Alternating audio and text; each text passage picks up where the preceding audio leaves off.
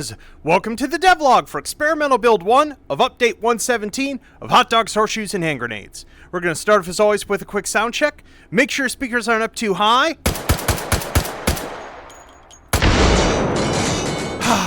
Wonderful. So what have we got for you this week? Oops, as I unlock the ammo panel. Great start, Anton. So what we have got, as I said, it's an experimental build, which usually means we are testing some things that could be a little dangerous. I'm going to start off right at the beginning to say that if you are running H3 right now and are on the experimental branch and have tons of stuff saved, you might want to either back up all of your vault saves, and those are under My Games, H3VR Vault, to another directory, or move off the experimental build. And the reason for that is that I am playing around with how things are saved and loaded, and I don't want to mess up something that you can't get back. So the first thing is let's see if this actually works. This is the classic. It was working this morning, and then I'm going to go demonstrate it, and we'll see if it still works. So ammo boxes, which most of you know about, these wonderful things that can be filled up, can have ammo dumped out of them, have not played well with the save system. If you put them in a loadout, if you have them in a scene, or even just are trying to save them individually, they don't save. That has now been fixed, I think. So if we just start here with a box with a bunch of buckshot in it, throw a bit of flechette in, close the box, come over here, go to our save load panel, new scan items on shelf. We're going to call this box 2. We're going to save this to file. And please don't explode. Wonderful. We actually get a shotgun box with our correct original set of shells. This took a little messing around with, just because the fact that like ammo boxes, I don't know if I've explained this in the devlog, are not like other objects in H3. Like even a magazine, this has a logical default state that is just either a magazine filled with default rounds or magazine that's empty. An ammo box doesn't, because this is a shotgun ammo box, and it can be configured to any one of our shotgun rounds, and by default, it's not configured to any of them. And so I had to change a few things about the way things save and load in H3 to make these not error and break in all sorts of annoying ways. So that is the first thing that's in there. Obviously, stress test this. Try putting these in loadouts. Try putting them in scenes, saving and loading. And if it breaks and they don't come back right, make a bug report and send me your errors, and we'll try to figure it out. But on my box, it appears to be working. Next up, and this has been anyone who's been hanging around the Discord knows that this has been one of those like memes of our community Discord, that one of our wonderful mods 42 ends up giving me a wonderful reminder every Monday that he has been waiting for the furniture that I had showed up off a bajillion years ago, and that had been in this panel, to come back. And so I ended up tuning a bunch of things about it. Go into furniture here. I'm going to use our portable item spawner that is coming from our toolbox.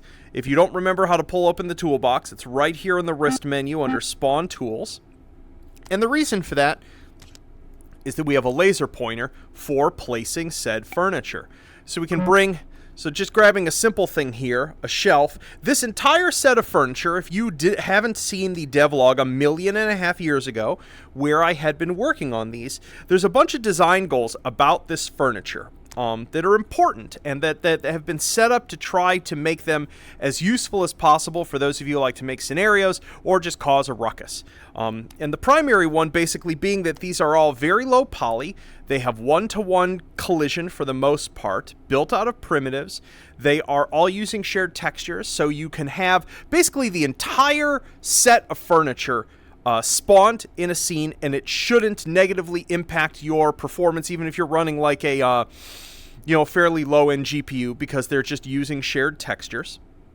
They cannot, as you can see, I cannot laser grab these, and I can't gravity grab them. And that's intentional. Part of the reason being that I want to make it so that you can lay out something like magazines or something like that on a table and very easily make sure that you're always picking those up or gravity grabbing those without accidentally grabbing the piece of furniture and pulling it towards you instead.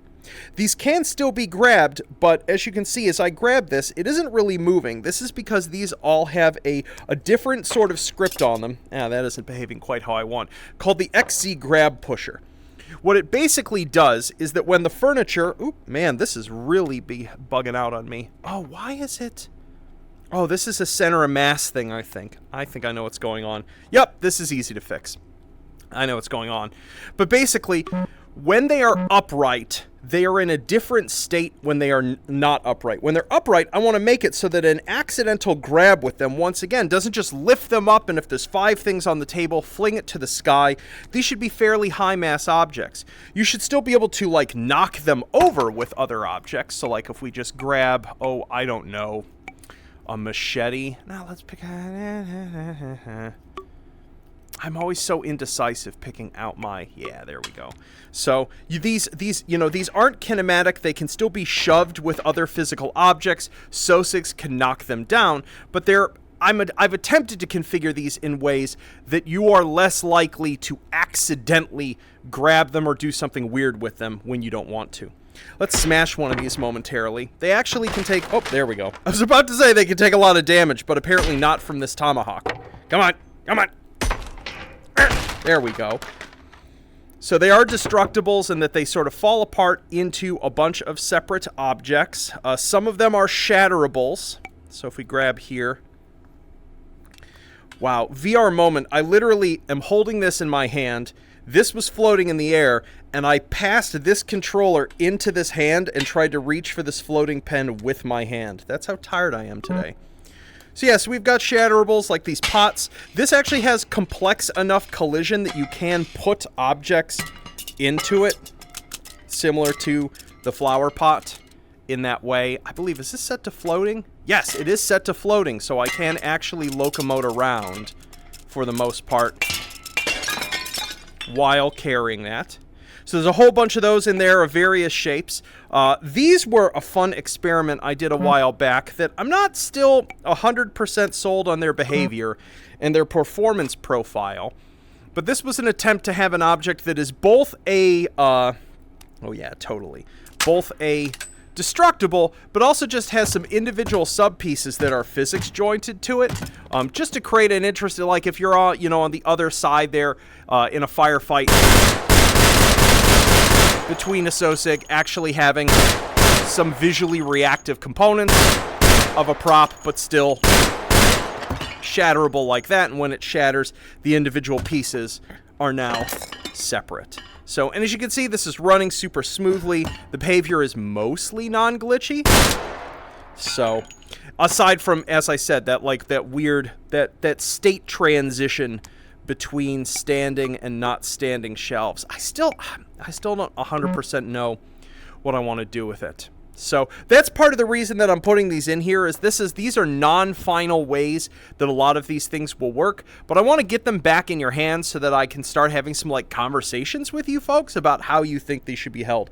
This couch, for example, was using my pseudo weight inertia system, and that it's always set to floating. There's a maximum speed that it can be moved around with, so you can't sort of pick a couch up and use it like a melee weapon. It has some sort of false weight to it, but I'm still not crazy about how that feels. As I said, I would love to know what you think about this. There's still a lot of room to tune these, and honestly, the systems are written. It just needs some tuning for variables. Where is it? Obviously, this stuff actually does run quite well. So, for example, if we want to just... Oh! Can't spawn them in each other, or something space-time continuum. There we go. And of course, let's get our most important new testing tool. I don't know how many of you have spent some time with our lovely slingshot. This definitely has some four-dimensional physics sort of situations in it, in that not only can we slingshot objects, they can, in fact, slingshot each other like this if you release them at the same time. Wonderful.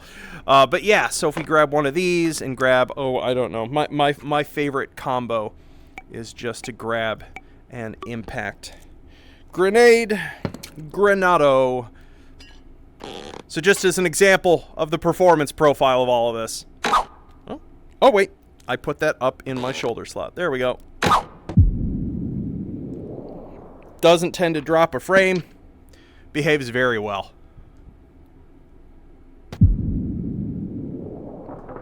So much fun. I don't know about you, but I love piles of physics objects. It's also really great to well, let's see. I don't necessarily recommend this on every computer, but my personal favorite thing to do with when I'm bored with the item spawner is just glitch spawn as many objects as I can before the game crashes. Just going like this. Yeah, there we go. More shelf. Keep going. Yeah. Yup, it's going. We're dropping some frames.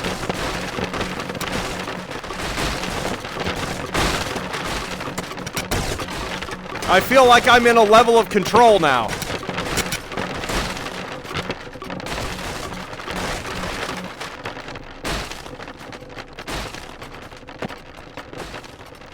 Yeah, honestly kind of surprised that this is still mostly smoothly running. I'm clearly at half frame reprojection because everything looks kind of wibbly in my headset. But yeah.